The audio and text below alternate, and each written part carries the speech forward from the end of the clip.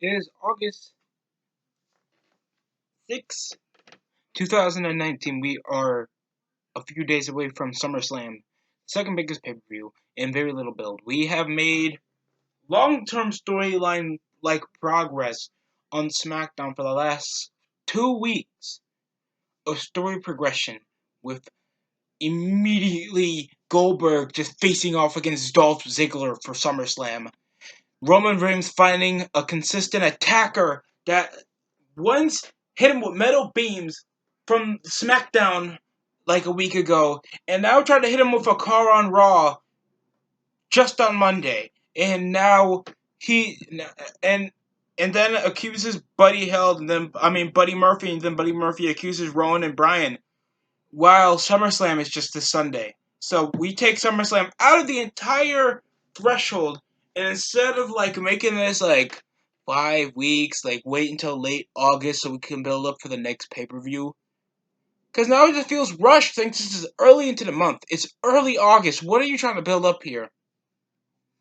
And most that we had until this SmackDown was stuff that could have been a decent episode. In order.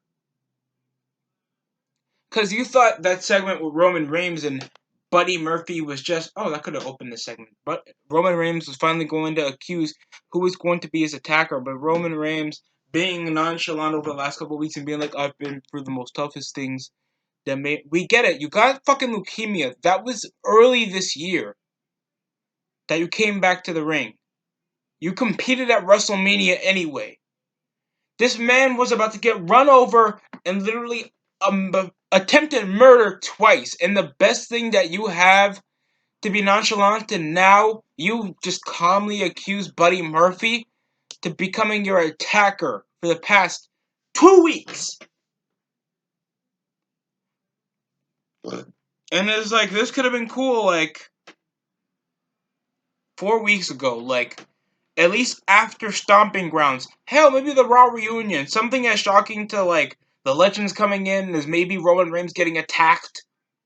But no, it was just on a stupid segment for no damn reason. Next up was the opening part of the show. Charlotte Flair making a promo over Trish Stratus trying to share the spotlight. There was a segment with her trying to show her vignette of her career. Even though she won more women's championships as Trish Stratus, even though Trish Stratus, had memorable reigns that made it last other than hot potatoing the belt with fucking Lita. Over the years, she never did that. She actually faced off against legitimate females like Ivory, Victoria, Mickie James, Lita, Molly Holly. Anybody you can name, Trish Stratus faced and Trish Stratus beat. She even beat Sable and Tori Wilson. Tell me the fuck Charlotte beat in her illustrious career over being a near 10-time women's champion, just hot potatoing the belt with Becky Lynch, Sasha Banks, Bayley, and Asuka, and goddamn, wow, Ronda Rousey. This is just stupid. Not only did they awkwardly make just a booking ploy, she's been part of major shifts in the women's division, if you can call it that, and I don't care. This is going to be the biggest match on the card because Trish Stratus is going to be competing in a big pay-per-view since that Evolution crap happened that I didn't care.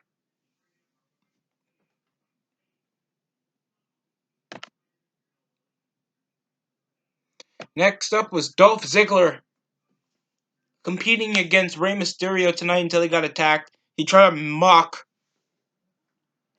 Goldberg. You kind of need the protection because of your skinny ass Dolph. Like, no part of you seems like you can win a one-on-one fight. It doesn't matter if you got abs or you build up a bit of muscle here. Buddy, you don't look like you can beat anybody in a fight. And that's a depressing thought to have. That you barely look like you can barely beat me in a fight. And that's on everything, man. Like, what the fuck? Mark Goldberg, except he has pyrotechnics coming every time he has a cool entrance. Dolph Ziggler came around just looking like a scrawny mark. Then having this match with Ali, trying to defend the honor of Rey Mysterio, disliking the conduct of, oh my god, shut up. It's simple dialogue, and then do discreet information on a wrestling match. Commentators try so hard to feel like they're that immersed with the story when it's just a feud. What the major piece of the pot is, we don't want Dolph Ziggler to have a pay-per-view match with The Miz, so what's the major replacement? Don't put fucking Goldberg in your card if you're not going to give him a legit competitor. Who doesn't want to see Roman Reigns versus Goldberg? And now, watching the show, having Dolph Ziggler thinking like he has a strong chance, even though he could have lost by disqualification and still built him up strong. If you wanted it to be that way, it has to be that crappy ass super kick where it looks like he slapped his leg when he was going for that half-ass kick to the cheek over to Ali.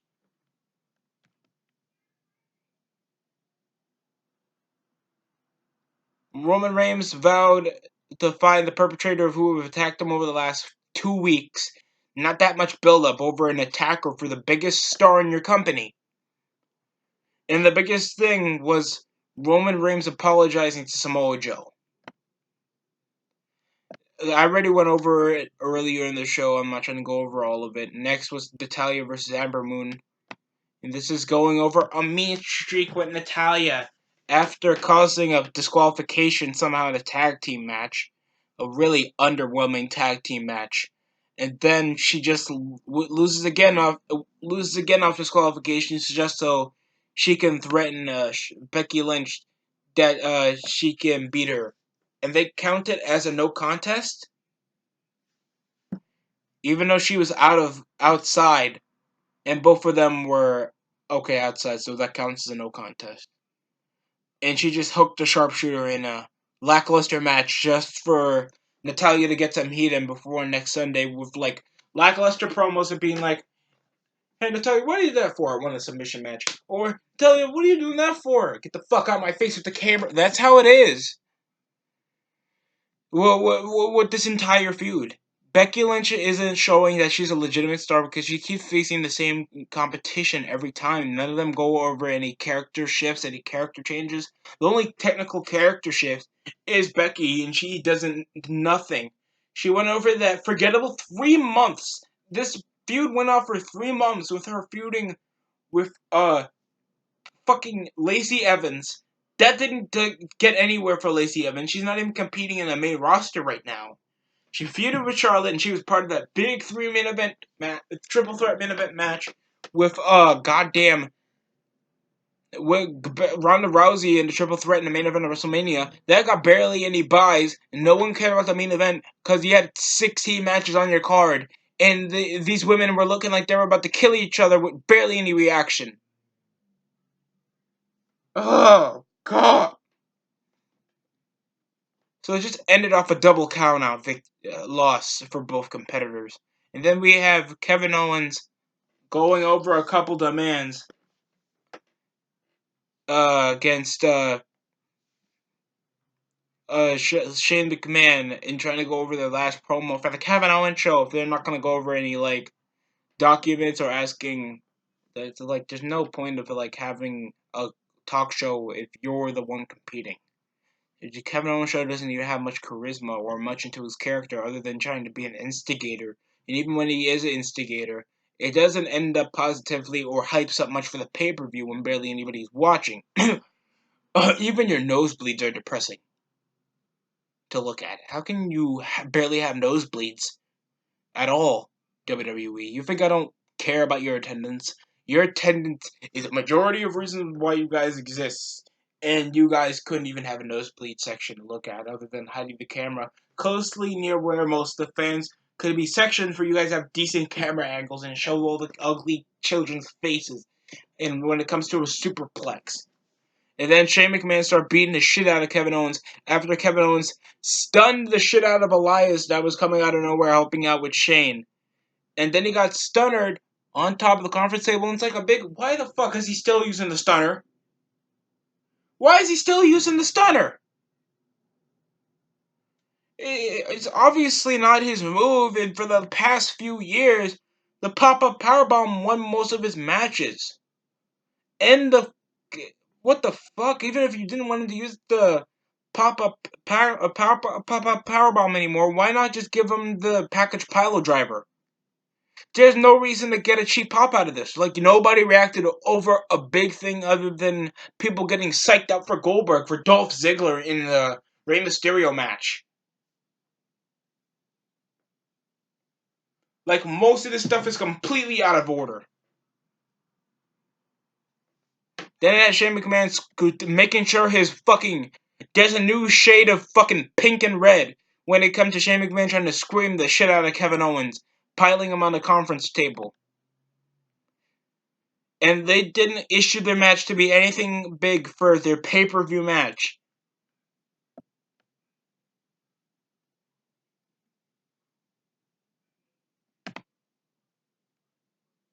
Then Aleister Black faced off against Sami Zayn.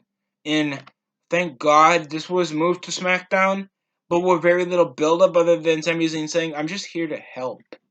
Even though I'm a Raw superstar, I'm just here to..." They're just here to job to Aleister Black so we can just feed him to Roman Reigns or Seth Rollins, then devalue his talent. We're giving him a minuscule feud, not even an interesting storyline. Then he's back over to maybe AEW or New Japan or any other European fed that he used to compete in, so he can actually build himself more of a recognizable name than he is now. And it's sad, really, because it came up with the funniest thing ever with Aleister Black being like, "Fuck my pay-per-view match, bitch, we're gonna have this now!" He's the funniest part of the show because he was doing this on a little entrance thing that he piles up, gets up like this, and gets ready for his match, trying to feel like it's a Power Ranger entrance. And then he comes around to saying that this match is gonna start now! That was the funniest part of the show. And it wasn't a match, it was just Aleister Black kicking the shit out of Sami Zayn. Heel kick, a running knee straight to the temple. I think he also hit him with a bicycle kick. It's just a majority of Sami Zayn trying to get some strikes in, a clothesline, top cut hollow. It wasn't the most interesting match. Oh, was he supposed to like show this dynamic striker like Aleister Black? When we know he doesn't have much of a character other than he has a dark side of him. He has a lot of tattoos. Or Selena Vega's fuck boy. I mean, husband. Shit. Whatever. This was an alright match, but other than this, this was just to show Aleister Black as being a dangerous wrestler. So whatever. And then we have Kofi Kingston responding over Randy and calling him stupid, blah, blah, blah, blah. They keep referencing what happened in 2009 for Kofi Kingston and all the crap he's done. And it's like, it's supposed to make Kofi look strong and building him up for an underdog, even though we know this is not going to be the main event. The WWE Championship hasn't been a main event in pay-per-view for years. For like, I think since 2018. And over that time, it's been depressing. Kofi, they're trying to make this vignette feel like Kofi Kingston built himself from the bottom down, even though he's the most decorative champion in the entire company. He's literally done it all, and this vignette has nothing to convince me that Kofi has this character, or other than he's still coaxing over the New Day gimmick. And this just completely sucks. It's corny. And as much as you guys want to be like, this builds Kofi strong, there's gonna be a like equal playing field for Kofi to have this bullshit ass match. You know you're building yourself up a big ass grave, right? Because no one literally cares about Kofi Kingston. He's been doing the same shtick promo for the past months, and all of it is getting super old. Not even the New Day brethren are trying to help out Kofi Kingston in promos, even though Xavier was in fucking Biggie Langston are more charismatic, more fun, more energetic, and obviously more interesting than Kofi Kingston is as world fucking champion. And all he has to do is put up some underdog shit to get around your neck. What the fuck is this promo? Man, Listen, I love Kofi, but other than this, it was a weak ass, same simple, came from the bottom. Now I'm here promo, and then we had, of course, the goddamn Firefly Funhouse promo involving Bray Wyatt coming in, threatening Finn Balor, being like, "I'm here to help," with his intense promo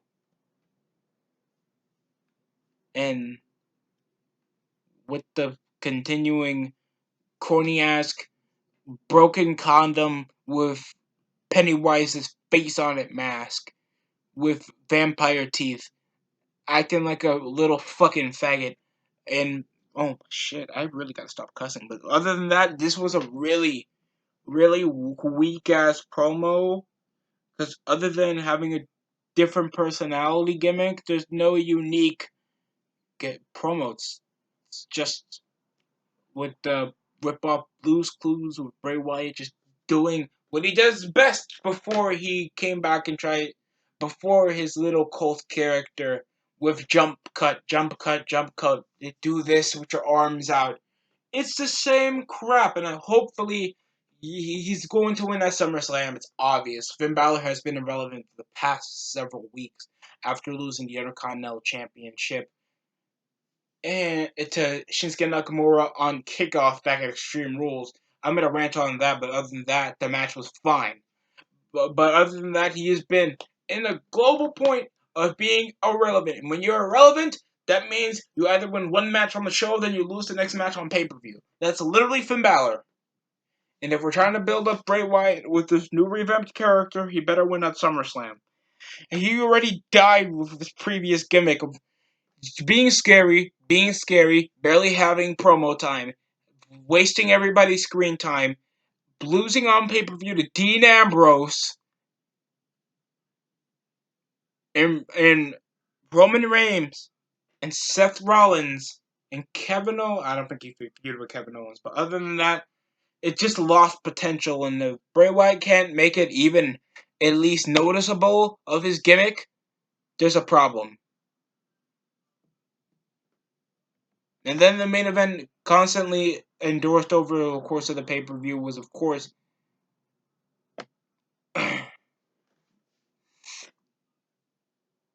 bruh, the New Day facing off against Rowan and Daniel Bryan, and it was a loss via disqualification. That was a main event. Yeah, they're either gonna have a tag title match in the start of the show and just waste everybody's time with a majority of one-on-one matches. No ladder match, no multi-man tag matches, no TLC match. I mean, no tables match. No Extreme Rules match. Obviously, not for even for Kevin Owens and Shane McMahon. That literally both careers are on the line.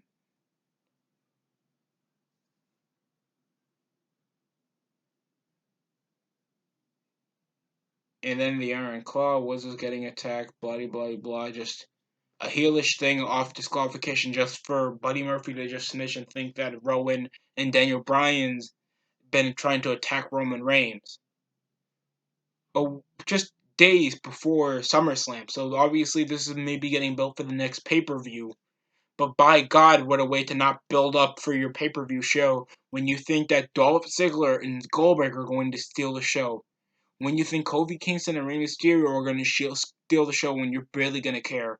And Trish Stratus and Charlotte Flair are the only thing you're thinking of seeing right now.